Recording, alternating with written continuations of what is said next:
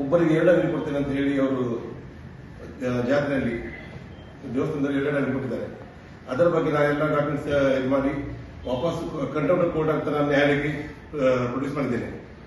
ಈಗ ಈ ವರ್ಷ ಸಹ ಹಾಗೆ ಅವರು 320 ಅಂಗಡಿ ಏನೋ ಮಾಡಿದ್ದಾರೆ. ಪ್ರತ್ಯಕ್ಷದಲ್ಲಿ ನೋಡುವಾಗ 770 ಅಂಗಡಿ ಉಂಟು. ಅವರು ನಾನು ಹೇಳಿದ್ರೆ ನಿಮಗೆ ಗೊತ್ತಾಗ್ಬೋದು, ಅಷ್ಟು ದೊಡ್ಡ ಜಾಗದಲ್ಲಿ ಖಾಲಿ 300 ಅಂಗಡಿ ಇರ್ಬೋದು, ನೀವು ವಿಚಾರ ಮಾಡಬಹುದು. ಹಾಗೆ ಅವರು 2ನೇದಾಗಿ ಖಾಲಿ ಹೆಸರಿಗೆ ಮಾತ್ರ ಇಲ್ಲಿಂದ ಮುಂದೆ ನಾವು ಯಾರು ಕೊಡುದಿಲ್ಲ, ಖಾಲಿ ಜಾಗ ಇರ್ತದೆ ನಾವು ಹೇಳ್ತಾರೆ, ಅರ್ಧದಷ್ಟೇ ಎಲ್ಲ ಜಾಗ ಮಾಡ್ತಾರೆ, ಮತ್ತು ಉಳಿದ ಜಾಗ ಪರಸ್ಪರ ಆಗಿ ಕೊಡ್ತಾರೆ. ಸುಮಾರು ನನ್ನ ಲೆಕ್ಕ ಪ್ರಕಾರ ಒಂದು ಅಂಗಡಿ ನಾವು 30-40 ಸಾವಿರ ಇದ್ರೆ ಮಿನಿಮಮ್ ಆಗಿ 1 ಕೋಟಿ ತನಕ ಹೋಗ್ತದೆ. ಇದೊಂದು ದೊಡ್ಡ ಭ್ರಷ್ಟಾಚಾರ. ಹಾಗೆ ಅಲ್ಲಿ ನಮ್ಮ ಅಂಗಡಿಗೆ ನಾವು ಕಲೆಕ್ಷನ್ ತಗೊಳ್ತೇವೆ, KEB ಮೀಟರ್ ತಗೊಳ್ತೇವಲ್ಲ, ಆ ಮೀಟರ್ ಸಹ ಅವರು ಮಿನಿಮಮ್ 1 ಮೀಟರ್ ಕಲೆಕ್ಷನ್ಗೆ 5,000 ರೂಪಾಯಿ ಕಲೆಕ್ಷನ್ ಮಾಡ್ತಾರಂತ ನಮ್ಗೆ ಕಂಡು ಬಂದಿದೆ ಕ್ಲಿಯರ್ ಆಗಿ. ಹಾಗೆ 2ನೇದಾಗಿ ಮೊನ್ನೆ ಅವರೆಲ್ಲ ಅಂಗಡಿಯವರಿಂದ 320 ಅಂಗಡಿಯವರಿಂದ 1,000 ರೂಪಾಯಿ ಅಂತ ಕಸ ವಿಲೇವಾರಿಗೆ ತಗೊಂಡಿದ್ದಾರೆ. ಅದು ಮಿನಿಮಮ್ 3,20,000 ಆಗ್ತದೆ. ಇವರು 2.5 ಲಕ್ಷಕ್ಕೆ ಪಟ್ಟಣ ಪಂಚಾಯತ್ ಟೆಂಡರ್ ಕೊಟ್ಟಿರಂತ ಸುದ್ದಿ ಸಿಕ್ಕಿದೆ ನನಗೆ. ಹಾಗೆ ಸುಮಾರು ವಿಷಯ, 1-2 ವಿಷಯ ಅಲ್ಲ. ಅವ್ರ ಮಕ್ಕಳು ಏನೋ ಮಾಡೋದು ಒಂದು ರೂಲ್ಸ್ ಹೇಳ್ತಾರೆ, ಅಲ್ಲಿ ಆಗುದು ಇನ್ನೊಂದು. ಮತ್ತೊಂದು ಆ ರೂಲ್ಸ್ ಅಲ್ಲಿ ಅವ್ರು ಹೇಳ್ತಾರೆ ಅನ್ಯಧರ್ಮ ನಾವು ಜಾಗ ಕೊಡುದಿಲ್ಲ ಅಂತ ಹೇಳ್ತಾರೆ. ಆಕ್ಚುಲಿ ಅಲ್ಲಿ ಅನ್ಯಧರ್ಮ ಸುಮಾರು ಜನ ವರ್ಕ್ ಮಾಡ್ತಾ ಇದ್ದಾರೆ. ನಾವು ಅವ್ರು ಇರುತ್ತಲ್ಲ, ಆದ್ರೆ ಇಲ್ಲಿ ಒಂದು ರೂಲ್ಸ್ ಮಾಡ್ತಾರಲ್ಲ, ಆ ರೂಲ್ಸ್ ಪ್ರಕಾರ ಅವ್ರು ಹೋಗ್ಲಿ. ರೂಲ್ಸ್ ಬಿಟ್ಟು ಯಾಕೆ ಮಾಡ್ಬೇಕು? ಅವರು ಅವರೇ ಒಂದು ರೂಲ್ಸ್ ಹೇಳ್ತಾರೆ, ಅಲ್ಲಿ ತೋರಿಸಿ ಮಾತ್ರ ಒಂದು ರೂಲ್ಸ್ ಮಾಡ್ತಾರೆ. ಆಕ್ಚುಲಿ ಅಲ್ಲಿ ಬೇರೆ ಆಗ್ತದೆ. ಆಮೇಲೆ ಒಮ್ಮೆ ಏನು ಮಾಡಿದ್ಮೇಲೆ ಆ ಸ್ಥಳದಲ್ಲಿ, ವ್ಯಾಪಾರಸ್ಥ ಸ್ಥಳದಲ್ಲಿ ಅವ್ರಿಗೆ ಕಷ್ಟ ತೊಂದರೆ ನೋಡ್ಕೊಳ್ಳಿ ಯಾವತ್ತೂ ಬರಲಿಲ್ಲ. ಕಳೆದ ವರ್ಷ ಚಪ್ರ ಹಾಲಿ ಸುಮಾರು ಜನ ಲಾಸ್ ಆಗಿ ಮಳೆಯಲ್ಲಿ. ಕಳೆದ ವರ್ಷ ₹1 ಅವರು ನುಕ್ಸಾನ್ ಭರ್ಪಾಯಿ ಸಹ ಕೊಡಲಿಲ್ಲ. ಈ ವರ್ಷದ ಏನ್ ಮಾಡಿದ್ದಾರೆ ಅವರು, ನಾವೆಲ್ಲ ಮುನ್ಸೂಚನೆ ಆಗಿ ಎಲ್ಲ ಶೀಟಲ್ಲಿ ಹಾಕಿ ವ್ಯವಸ್ಥೆ ಮಾಡ್ಕೊಂಡಿದ್ದೀವಿ. ಅವ್ರು ಹೇಳಿದ ಕಸ ಇಲ್ಲ ನಾವು ಕ್ಲಿಯರ್ ಮಾಡ್ತಾ ಇದ್ದು ಸಂಜೆ 4 ಗಂಟೆ ಬಂದು ಶುರು ಮಾಡ್ತಾರೆ ಕೆಲಸ. ಅಂದ್ರೆ ವ್ಯಾಪಾರ ಶುರುವಾಗ್ತಾ ಬರ್ತಾರೆ ಕಸ ಗುಡಿಸ್ಲಿಕ್ಕೆಲ್ಲ. ಹಾಗೆ ಸುಮಾರು ಪ್ರಾಬ್ಲಮ್ ಉಂಟಲ್ಲ, 1-2 ಸುಮಾರು ಟಾಯ್ಲೆಟ್ ಬಾತ್ರೂಮ್ ಇದು ನೀರು ವ್ಯವಸ್ಥೆ ಮಾಡಿಕೊಡ್ತಾರೆ, ನೀರು ವ್ಯವಸ್ಥೆ ಮಾಡಿಕೊಡಲಿಲ್ಲ ಅವರು. ಅಲ್ಲಿ ನೀರಲ್ಲಿ ಈಗ ಕೆಲವರು ಇದು ನಮ್ಮ ಶೌಚಾಲಯ ಅಲ್ಲಿಂದ ನೀರು ತಗೊಂಡು ಮಾಡ್ತಾ ಇದ್ದಾರೆ. ಇವ್ರನ್ನ ಟ್ಯಾಪ್ ಹಾಕಿ ಕೊಡ್ತಾ ಇದ್ದಾರೆ, ಅದು ಸಹ ಮಾಡಲಿಲ್ಲ. ಅಂದ್ರೆ ನೋಡ್ಲಿಕ್ಕೆ ಇದೆಲ್ಲ ಒಂಥರ ಗಲೀಜು. ಒಂದು ಏನೇ ಪ್ರೊಸೀಜರ್ ಇಲ್ಲ, ಅವರು ಒಂದು ರೂಲ್ಸ್ ಇಲ್ಲ, ಏನೂ ಇಲ್ಲ. ದಯಮಾಡಿ ನಾನು ವಿನಂತಿ ಮಾಡೋದು, ನನ್ನ ಪರವಾಗಿ ನೀವು ಸ್ವಲ್ಪ ಬಂದು ಕನ್ಫರ್ಮ್ ಮಾಡ್ಬೋದು. ಇನ್ನು 25-26 ತಾರೀಕಿಂದ ಹಂಗೆ ಸುಮಾರು ಜನ ಇರ್ತಾರೆ ಅಲ್ಲಿ. ಈಗ ನೀವು ಕೌಂಟ್ ಮಾಡಿ ಇವತ್ತು ನಾಳೆ ಹೋದ ಸರ್ ನಿಮಗೆ 7 ಹೆಚ್ಚಾಗಿ ಖಂಡಿತ ಸಿಗ್ತದೆ. ಅದು ಅವ್ರು ಏನೋ ಮಾಡಿ ಕೊಟ್ಟಿದ್ರೆ ಎಲ್ಲ ಪರ್ಸನ್ ಕರೆಕ್ಟ್ ಆಗಿ 10,000-20,000 ಜಾಗ ಹೋಗ್ತದೆ. ಅದು ಇವ್ರು ಏನ್ ಮಾಡ್ತಾರೆ, ಬ್ರೋಕರ್ ಹೇಳ್ಕೊಂಡು ಬ್ರೋಕರ್ ಹೋಗಿ ಹೊರಗಡೆ ಕೊಡ್ತಾ ಇದ್ದಾರೆ. ಇದ್ರ ಬಗ್ಗೆ ಸರ್ ರೆಕಾರ್ಡ್ ಏನಾದ್ರು ಉಂಟು. ನಾನೊಬ್ಬರ ಬ್ರೋಕರ್ 1 ತಿಂಗಳಿಂದ ಕಾಂಟ್ಯಾಕ್ಟ್ ಮಾಡಿದಾಗ ಹೇಳಿದ್ದೇನೆ, ಮುಂದೆ ಜಾಗ ಎಲ್ಲ ಹೋಗಿದೆ, ನಾನು ಬೇರೆಯವ್ರಿಗೆ ಕೊಟ್ಟಾಗಿದೆ, ಅದ್ರ ಬಗ್ಗೆ ಮತ್ತೆ ನಾನು ಮಾತಾಡ್ತೇನೆ ಅಂತ ಹೇಳ್ತೇನೆ. ರೆಕಾರ್ಡಿಂಗ್ ಎಲ್ಲ ಉಂಟು ಅದ್ರ ಬಗ್ಗೆ ಸಹ. ಆದ್ದರಿಂದ ವಿನಂತಿ ಮಾಡ್ತೇನೆ, ತಾವು ಸ್ವಲ್ಪ ಸಹಕಾರ ಮಾಡಬೇಕಾಗಿ ಎಲ್ಲ ಕೇಳ್ಕೊಳ್ತಿದ್ದೇನೆ. ನಾನು ಸ್ಟಾಕ್ ನನ್ನ ಹೆಸರು ಮತ್ತೆ ನಾನು ಮೆಸೇಜ್ ತಗೊಂಡಿದ್ದೇನೆ. ನಾವು 20 ಅಂಗಡಿ ಮಾಡಿದ್ದೇನೆ. ನಾನು ಅದಕ್ಕೆ 72,000 ಕಟ್ಟಿದ್ದೇನೆ. 2,000 ಕಸ ಇಲ್ಲ, ಹಾಗೆ 74,000 ಕಟ್ಟಿದ್ದೇನೆ. ಅದ್ರ ರಿಸೀಟ್ ಬೇಕಾದ್ರೆ ಒಂದು ತೋರಿಸ್ತೇನೆ. 74,000 2 ಸ್ಟಾಲಿಗೆ 72,000, ಒಂದು 26 ಮತ್ತೊಂದು 46 ಪ್ಲಸ್ 7,000 ಕಸ ವಿಲೇವಾರಿ. 2,000 ಕಸ ವಿಲೇವಾರಿ ಮಾಡ್ತಾರೆ. ಕಸ ತೆಗೆದು ಕರ್ನಾಟಕ ರಾಜ್ಯ ಹಿಂದೂ ಜಾತ್ರೆ ಇದೇ ಸರ್ ನಾವು ಹಾಕೊಂಡಿವಿ 2 ಕೇಸಲ್ಲಿ ಹೋಗಿ. ಒಂದು ಮಂಗಳೂರು ಕುದ್ರೋಳಿ ಮತ್ತೆ ಮಂಗಳೂರು ದೇವಸ್ಥಾನದ ಹೋಗಿದ್ದೇವೆ. ಅಂದ್ರೆ ಕಾರ್ಪೊರೇಷನ್ ಕೊಡ್ಬೇಕಂತ ಹೋಗಿದ್ದು. ಇಲ್ಲಿ 2ನೇ ಇದ್ರ ವಿಷಯ ಹೋಗಿದ್ದು ನಾವು. ಇಲ್ಲಿ ಎಲ್ಲ ಆಗುವಾಗ ಪಾಲಿಸಿ ಮಾಡೋ ರೂಲ್ಸ್ ಕೊಡಿ ಅಂತ ಕೇಳಿದ್ರು. ಅದಕ್ಕೆ 4 ಜನ ಅವರು ಏನು ಮಾಡಿದ್ರು, ಆನ್ ದ ಸ್ಪಾಟ್ ಟೈಮ್ ಕಡಿಮೆ ಉಂಟು, ಅದಕ್ಕೆ ಪರ್ ಪರ್ಸನ್ 1 ಸ್ಟಾಲ್ ಕೊಡಿ, ಮತ್ತೆ ಬ್ರೋಕರ್ನ ಪೂರ್ಣ ಅಲೌಟ್ ಮಾಡಿದ್ದೆ ಅಲ್ಲಿ ಹೇಳಿದ್ದಾರೆ ಅವರು. ಇವ್ರು ಅದೆಲ್ಲ ಬಿಟ್ಟು ಬ್ರೋಕರೇ ಕೊಡ್ತಾರೆ. ನನಗೆ ಎಕ್ಸಾಂಪಲ್ ಆಗಿ ಹೇಳೋದು, ಗೋಶಾಲೆ ಜಾಗ ಉಂಟಲ್ಲ, ಅದು ಆಕ್ಚುಲಿ 2 ಲಕ್ಷ ಕೊಟ್ಟಿದ್ದ ಸುದ್ದಿ, ಆದ್ರೆ ಅದು 8 ಲಕ್ಷ ಅಂತ ತಗೊಂಡಂತ ಹೇಳ್ತಿದ್ದಾರೆ. ಅದು ಅಲ್ಲಿ ಮಿನಿಮಮ್ 100 ಅಂಗಡಿ ಅದರಲ್ಲಿ ನೀವು ಯಾವುದಕ್ಕಾದ್ರೂ ಸ್ಪಷ್ಟವಾದ 710 ಅಂಗಡಿ ಉಂಟು. ಬೇಕಾದ್ರೆ ಇವತ್ತು ನೀವು ಹೋಗಿ ನಂಬರ್ ಮಾಡಿದ್ರೆ ನಿಮ್ಗೆ ಸಿಗ್ತದೆ. ನಾನು ವಿಡಿಯೋ ರೆಕಾರ್ಡ್ ಮಾಡಿಸಿ ಇಟ್ಟಿದ್ದೇನೆ. ಕಳೆದ ವರ್ಷ ನನಗೆ 624 ಅಂಗಡಿ ಬಂದಿದೆ. ನಾನು ಅದಕ್ಕೆ ಹೈಕೋರ್ಟ್ ಸಬ್ಮಿಟ್ ಮಾಡಿದ್ದೇನೆ. ಆಲ್ರೆಡಿ ಸಿಡಿ ತಿರುಪತಿ ಮಾಡಿದ್ದೇನೆ. ಆವಾಗ ಅದು ಮಾಹಿತಿ ಕೊಡುತ್ತೆ ಇದೇ ಅಧಿಕಾರಿ ಶ್ರೀನಿವಾಸ್ ಅವರು ತುಂಬಾ ಕಿರಿಕಿರಿ ಮಾಡಿ ಮಾಹಿತಿ ಕೊಡ್ಲಿಕ್ಕೆ ಆಗುದು ಹಾಗೆಲ್ಲ ಮಾಡಿದ್ರು. ಆವಾಗ ADC ಆಗಿದ್ದರು ಸಂತೋಷ್ ಕುಮಾರ್ ಅವರು, ಅವ್ರನ್ನ ಕರೆಸಿ ನಾನು ಅಪೀಲ್ ಮಾಡಿದ್ದೇನೆ. ಅಪೀಲ್ ಕರೆಸಿ ಅವರಿಗೆ ಜೋರು ಮಾಡಿ ರೂಲ್ಸ್ ಪ್ರಕಾರ ಕೊಡ್ಲೇಬೇಕಾದ ಆನ್ ದ ಸ್ಪಾಟ್ ಆಗಿ ಕಳಿಸಿಕೊಟ್ಟಿದ್ದಾರೆ ಡಾಕ್ಯುಮೆಂಟ್ ಎಲ್ಲ. $320 ಅದು ಬಿಟ್ಟು 380 ಉಂಟು. ಈಗ ನಮ್ದು ಒಂದು ಅಂಗಡಿಗೆ 30,000 40,000 ಹೋಗ್ತದಲ್ಲ, ಹಾಗೆ 3 ಅಂಗಡಿ ಎಷ್ಟು ಬೇಕು? ಈಗ ಒಂದ್ ಅಂಗಡಿ ಜಾಸ್ತಿ ಇದ್ರೆ ಕೂಡ ಅದು ಇಲ್ಲಿಗಲ್ಲ ಅನಧಿಕೃತ ಆಗ್ತದೆ, ಅನಧಿಕೃತ ಆಗ್ತದೆ.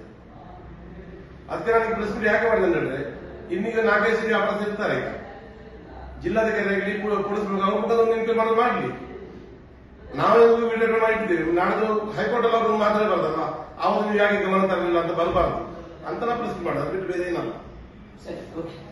ಈಗ ಸರ್ ಅಲ್ಲಿ ಓಪನ್ ಸುದ್ದಿ ಬಿಡುಗಡೆ ಮಾಡಿದ್ದಾರೆ ಅದು ಸರ್ ಮಾಡಿಸ್ ಬಂದ್ ನೋಡಿ 126 ಅಂಗಡಿ 122 ಅಂಗಡಿ ಬಾಕಿ ಉಂಟು ಅಂತ ಬಂದಿದೆ. ಮತ್ತೆ 200 ಸೀಟ್ ಅಂಗಡಿ ಹೋಗಿ ಹಾಕಿದ್ದಾರೆ. ನಾನು ಓಪನ್ ಆಗಿ ಹೇಳಿದ್ರೆ ಅಷ್ಟಂಗಡಿ ಬಾಕಿ ಇದ್ದ ಬಂದಷ್ಟು ಬಂದ್ಕೊಂಡ್ರಲ್ಲ, ಅಂದ್ರೆ 320 ಬೇಕಲ್ಲ. ಏನೇ ಲೀಸ್ಟ್ ಹಾಕಿದ್ರೆ 320 ಹಾಕಿರಲ್ಲ. ಇಲ್ಲ ಮಾರ್ಕ್ ಹಾಕದೆ ಕೊಟ್ಟು ಅದೇ ಪ್ರಾಬ್ಲಮ್ ಅನ್ಸದೆ. ಈಗ ಮಾರ್ಕ್ ಹಾಕದಲ್ಲಿ ಕೊಟ್ಟಿದ್ದಾರೆ, ಮಾರ್ಕ್ ಹಾಕಿದಲ್ಲಿ 320 ಫುಲ್ ಆಗಿದೆ. ಈಗ ನೀವು ನಾಳೆ ಮಾಹಿತಿ ನಾನು ಮಾಹಿತಿ ಕೂಡ ಅರ್ಜಿ ಕೊಡ್ತೇನೆ. ಈಗ ನಾನು ಅವ್ರಿಗೆ ಮಾಹಿತಿ ಬರ್ತದೆ 250 ಅಥವಾ 300 ಕೊಟ್ಟಿದ್ರೆ ಹೇಳ್ತಾರೆ, ಆದ್ರೆ 20 ಬ್ಯಾಲೆನ್ಸ್ ಅಂತ ಹೇಳ್ತಾರೆ. ಆದ್ರೆ ಈಗ ಸ್ವತಃ ನೋಡಲ್ಲ, ಒಂದು ಅಂಗಡಿ ಬ್ಯಾಲೆನ್ಸ್ ಇಲ್ಲ, ಎಲ್ಲ ಅಂಗಡಿ ಫುಲ್ ಉಂಟು. ಆಕ್ಚುಲಿ 7 ಅಂಗಡಿ ಉಂಟಲ್ಲಿ. ಮಾರ್ಕ್ ಹಾಕದಲ್ಲಿ ಅಂಗಡಿ ಮಾರ್ಕ್ ಹಾಕದೆ ಅಂಗಡಿ ತುಂಬಾ ಕೊಟ್ಟಿದ್ದಾರೆ. ಅದಕ್ಕೆ ನೋಡಿ 7 ಗಂಟೆ ಐತೆ ಹೇಳ್ತಾರೆ ನಿಮಗೆ. ಮತ್ತೆ ಇವ್ರನ್ನ ಜಿಲ್ಲಾಧಿಕಾರಿ ಭೇಟಿಯಾಗಿ ಅವ್ರಿಗೆ ನಿವೇದನ ಸಹ ಕೊಡ್ತಾ ಇದ್ದೇನೆ. ಜಿಲ್ಲಾಧಿಕಾರಿ ಡಿಸಿ ಅಂತ ಬರ್ತದಲ್ಲ ಈ ದೇವಸ್ಥಾನ, ಇಲ್ಲಿ 10 to 10 ಒಂದು ಸಾವಿರ ಕಡೆಯಿಂದ 10,000 ಅಧಿಕೃತವಾಗಿ ಹಣ ಪಡೆದು ಸುಮಾರು 320 ಅಂಗಡಿಗೆ 10/10 ಎಲ್ಲ ಮಾಡಿಸಿದ್ದಾರೆ ಅವರು. ಅವ್ರು ಸ್ಟಾರ್ಟ್ ಬಿಡ್ 10,000 ಶುರು ಮಾಡ್ತಾರೆ. ಬಿಡ್ ಪಟ್ಟಣ ಪಂಚಾಯತ್ ರೂಲ್ಸ್ ಪ್ರಕಾರ ಬಿಡ್ 3,000 ಸ್ಟಾರ್ಟ್ ಆಗ್ಬೇಕು ನನ್ನ ಲೆಕ್ಕದಲ್ಲಿ. 3,000 ಅವ್ರು 10,000 ಮಾಡ್ತಾರೆ, ಮಾಡಿ ತೊಂದರೆ ಇಲ್ಲ. ಅದು ಅಲ್ಲಿ ಬಂದು ಎಷ್ಟು ದಿವಸ ಅವ್ರದ್ದೇ ಜನ ಇರ್ತಾರೆ. ಈ 320 ಅಂಗಡಿಗೆ ಇದು ಲೆಕ್ಕಗೋಸ್ಕರ ಗೌರ್ಮೆಂಟ್ಗೋಸ್ಕರ ಅಲ್ಲಿ ಅಂಗಡಿ ಉಂಟು 700 ಅಂಗಡಿ ಉಂಟಲ್ಲಿ ಆಲ್ರೆಡಿ.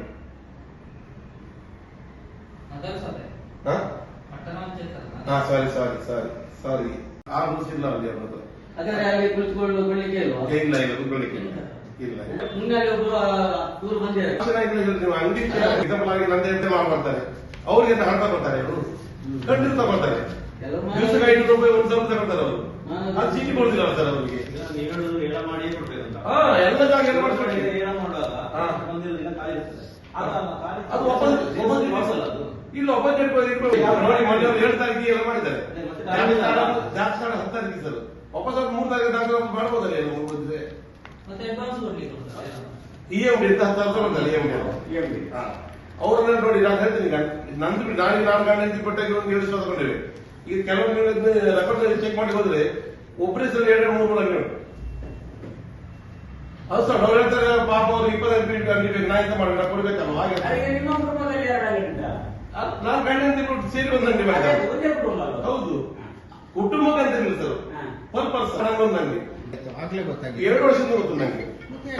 ಲೇಟ್ ಆಗಿ ಈಗ ನೋಡಿದ ಮೇಲೆ ನಾನು ಅವತ್ತೇ ಅವ್ರಿಗೆ ಕೇಳಿದ್ದೇನೆ, ಪಾಯಿಂಟ್ ಕೇಳಿದ್ದೇನೆ, ಏನೋ ಮಾತಾಡ್ಲಿಕ್ಕೆ ನೀವು ಇಲ್ಲಿ ಅಂತ ಮಾತಾಡ್ಲಿಕ್ಕಿಲ್ಲ, ನಮ್ದು ರೂಲ್ಸ್ ನಿಮ್ ರೂಲ್ಸ್ ನಡೆದಿಲ್ಲ, ನಾವು ನಿಮ್ಗೆ ಹೇಳ್ತೇವೆ ಅದನ್ನ ಪಾಲನೆ ಮಾಡ್ಕೊಂಡು ಹೇಳಿದ್ರು. ಆಮೇಲೆ ಪರ್ಸನಲ್ ಆಗಿ ಅವ್ರು ಹೇಳಿದ್ರು, ನಾನು ಭೇಟಿಯಾಗಿದ್ದಿಲ್ಲ, ಈಶ್ವರ ಭಟ್ರನ್ನ ಭೇಟಿಯಾಗಿದ್ದೀನಿ, ಸುರೇಶ್ ಭೇಟಿಯಾಗಿದ್ದೀನಿ. ಅವ್ರು ಹೇಳಿದ್ರು ಕ್ಲಿಯರ್ ಆಗಿ ಹೇಳಿದ್ರು, ಇಲ್ಲ ನಾವು ಈ ತರ ಯಾರು ಬ್ರೋಕರ್ ಬಿಡುದಿಲ್ಲ ಅಂತ ಹೇಳಿದ್ರು. ಮತ್ತೆ ಒಳಗೆ 4 ಜನ ಬ್ರೋಕರ್ ಇದ್ರು, ಅವರು ಸಹ ಹೊರತಗಲಿಕ್ಕೆ ಇದ್ರೆ ನಾನು ಆಯ್ತು ತಗಿಲಿಲ್ಲ. ನಾನು ಇದ್ರ ಬಗ್ಗೆ SP ಭೇಟಿ ಆದ SP ನನಗೆ ಕ್ಲಿಯರ್ ಆಗಿ ಅವರು ಲೆಟರ್ ಬರೆದ್ಕೊಟ್ಟಿದ್ರು PI ಗೆ, ನೀವು ಸ್ವತಃ ಹೋಗಿ ಹಾಜರಾಗಿ ಅಲ್ಲಿ ಎಕ್ಸಿಕ್ಯೂಟಿವ್ ಆಫೀಸರ್ ಇರ್ತಾರಲ್ಲ ಅವ್ರ ಮುಖಾಂತರ ಬಿಸಿ ಅಂತ ಕೊಟ್ಟಿದ್ದಾರೆ. ಈಗ ಎಷ್ಟು ಬ್ರೋಕರ್ಗಳಿಗೆ ಅಂಗಡಿ ಕೊಟ್ಟಿದ್ದಾರೆ? ಜಾಸ್ತಿ ಒಬ್ಬ ಬ್ರೋಕರ್ ತಗೊಂಡು ಅವ 10 ಮಾಡ್ಕೊಳ್ಳೋದು ಅಲ್ವಾ? ಎಕ್ಸಾಂಪಲ್ ಈಗ ಉದಾಹರಣೆಗೆ ಯಾರೋ ಒಂದು ಬ್ರೋಕರ್ 8 ಲಕ್ಷ ಇರ್ತದೆ, ಅದ್ರ 100 ಅಂಗಡಿ ಗೋಶಾಲೆ ಗೋಶಾಲೆ ಜಾಗ ಏನೋ ಮಾಡಿದ ಯಾಕೆ ಕೊಟ್ಟರು ಅವರು? ಅದು ಜಾಗ ದೇವಸ್ಥಾನ ಬರ್ತಲ್ಲ, ದೇವಸ್ಥಾನ ಬಾಕಿ ಕೆಲಸ ಒಳದುಂಟು, ಅಭಿವೃದ್ಧಿ ಕೆಲಸ ಒಳದುಂಟು, ಅನ್ನದ ಕೆಲಸ ನಾವು ಒಂದು ಚೂರು ಮಾತಾಡೋದಿಲ್ಲ. ಆದ್ರೆ ಇಲ್ಲಿ ನಮ್ಮ ವ್ಯಾಪಾರ ಹೊಟ್ಟೆ ಹೊಡಿತಿದ್ದಲ್ಲ, ಇದ್ರ ಬಗ್ಗೆ ನಾವು ಮಾತಾಡೋದು ಅಷ್ಟೇ. ಅದು ಏನೋ ಮಾಡ್ಕೊಳ್ಬೇಕಿತ್ತಲ್ಲ ರೂಲ್ಸ್ ಪ್ರಕಾರ ಅವರು. ಈಗ ನೋಡಿ ಅದೊಂದು ಬಜಾರ್ ಅಂತ ಬಂದ ನೋಡಿ, ದೊಡ್ಡದಾಗಿ ನೋಡಿ ಇಲ್ಲಿ ಆ ಬಿಲ್ಡಿಂಗ್ ನಮ್ಮ ಹಾಲ್ ಸಭಾಗಳ ಈ ಹಾಕಿದ ಎಂತ ಅದಕ್ಕೆ ಹ್ಯಾಂಡ್ಲೂಮ್ ಅಂತ ಹೇಳ್ತಾರಲ್ಲ, ಹ್ಯಾಂಡ್ ಮೇಡ್ ಅಂತ ಮಾಡುವಂಥದ್ದು, ದೊಡ್ಡದ ಸ್ಟಾಲ್ ಹಾಕಿದ ನೋಡಿ, ಅವ್ರಿಗೆ 2 ಲಕ್ಷ ಅದು ಎಲ್ಲ ಇಲ್ಲ. ಏನೋ ರೂಲ್ಸ್ ಬಗ್ಗೆ ಹೋಗಿ ನಂಗೆ ಅಭ್ಯಂತರಿಲ್ಲ. ಹೈಕೋರ್ಟ್ ನಿರ್ದೇಶನ ಪ್ರಕಾರ ಏನೋ ಮಾಡ್ಕೊಂಡು ಹೋಗ್ಲಿ.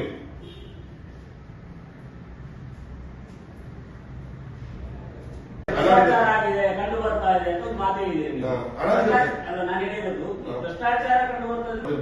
ಬಂದು ಹಣ ಕೊಟ್ಟಿರೋದು. ಹಾ. ಈಗ ಎಕ್ಸಾಂಪಲ್ ಈಗ ಸ್ಥಳ ಬಾಡಿಗೆ ಅಲ್ವಾ ಅದು? ಸ್ಥಳ ಬಾಡಿಗೆ ಹಾ. ಅದೇ ಸ್ಥಳ ಬಾಡಿಗೆ ಇರೋದು ಅದು ಹಣ ಉಂಟಲ್ಲ, ಏನೋ ಮಾಡ್ಬೇಕಲ್ಲ. ಹಾ. ರೂಲ್ಸ್ ಪ್ರಕಾರ ಎಷ್ಟು ಜಾಗ ಇರೋದು ಎಲ್ಲ ಏನೋ ಮಾಡಿ.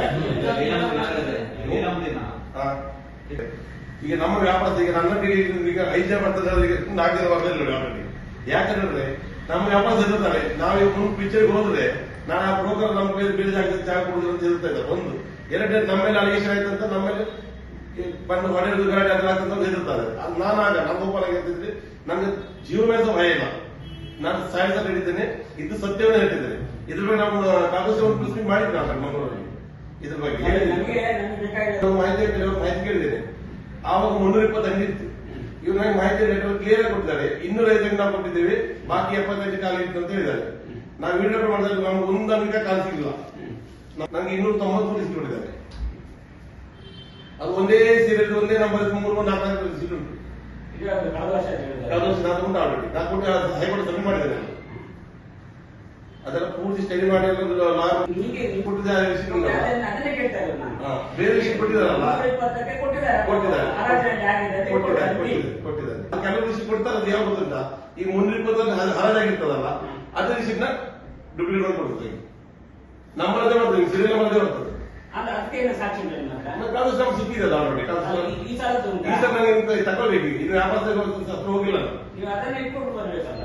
ಹೌದು, ಅದು ವ್ಯಾಪಾರ ಈಗ ಈ ಸ್ವಲ್ಪ ಇಲ್ಲಿ ವ್ಯಾಪಾರ ಆಗ್ಲಿ, ಈಗ ನೀವು ಮಾಡಿದ್ರೆ ನಮ್ಗೆ ಪ್ರಾಬ್ಲಮ್ ಅಂತ ಹೇಳಿ ನಾನು ಆಕ್ಚುಲಿ ಮೊನ್ನೆ ಮಾಡುವ ಇದು ಪ್ರೆಸ್ ಮೀಟ್ ಅವ್ರು ಹೇಳಿದ ಹಾಗೆ ಮತ್ತೆ ನನಗೆ ಕ್ಯಾರ್ ಮಾಡಲ್ಲ. ಬಂದು ನೋಡ ಅದು ಹೇಳಿದ್ದು ಒಂದು ಸರ್, ರೂಲ್ಸ್ ಪ್ರಕಾರ ಹೋಗ್ಬೇಕು, ಅದು ಸರಿ, ಸರಿ. ಅದನ್ನ ಒಪ್ಪಿಕೊಳ್ತೇವೆ. ಹೌದು. ಅದು ಭ್ರಷ್ಟಾಚಾರ ಆಗಿದೆ ಅನ್ನೋದಕ್ಕೆ ನೀವು ಭಾರಿ ಸ್ಪಷ್ಟವಾದ ಕಾರಣಗಳು ಕೊಡಬೇಕಾಗುತ್ತೆ. ಸ್ಪಷ್ಟವಾದ ಕಾರಣ ಒಂದು ಉಂಟಲ್ಲ ಸರ್, 320 ಅಂಗಡಿ ಮಾಡಿದ್ದಲ್ಲ ಅವರು.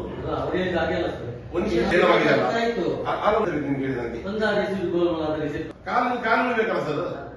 ನಾನು ಕೇಳಿ ಈಗ ನಾನು ಹೇಳುದು ನಿಮ್ಗೆ, ನೀವೀಗ ನನ್ನ ಒಟ್ಟಿಗೆ ಬಂದು ನಾನು ತೋರಿಸ್ತೇನೆ ನಿಮ್ಗೆ. ಒಂದೇ ಒಂದು ಕಾಲ ಇಲ್ಲ ಅಲ್ಲಿ.